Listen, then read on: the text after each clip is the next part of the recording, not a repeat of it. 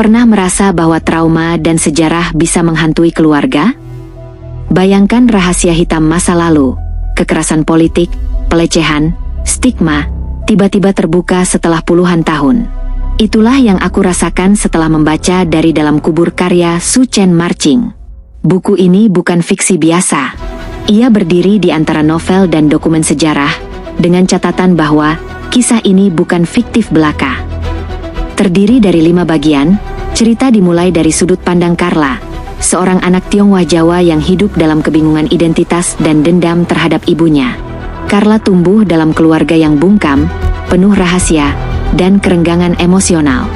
Ia merasa curiga dan marah, bahkan hampir membenci ibunya, Jing Fei, yang kemudian terungkap sebagai mantan tahanan politik 1965 dengan pengalaman traumatis seperti pemerkosaan dan kekerasan.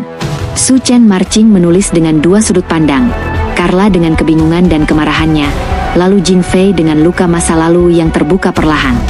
Gaya narasinya maju mundur, seperti menyusun potongan memori, intens, raw, dan bikin pembaca susah lepas. Yang bikin aku tercekat adalah bahasa yang mentah, tanpa basa-basi. Campuran logat Jawa dan non-bakunya terasa asli, seperti mendengar suara Carla sendiri.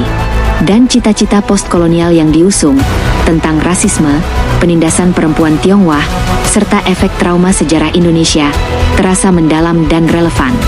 Dari Dalam Kubur bukan untuk yang mencari hiburan ringan. Ini lebih seperti menyusuri ruang gelap keluarga dan bangsa, melihat bagaimana korban dipaksa diam, lalu akhirnya bicara dengan lantang. Novel ini membuka mata tentang pentingnya mengingat dan menceritakan yang terlupakan.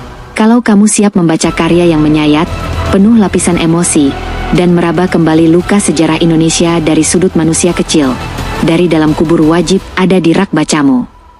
Kalau kamu suka review yang tegas tapi tetap personal seperti ini, bantu kami dengan klik like, share, dan subscribe.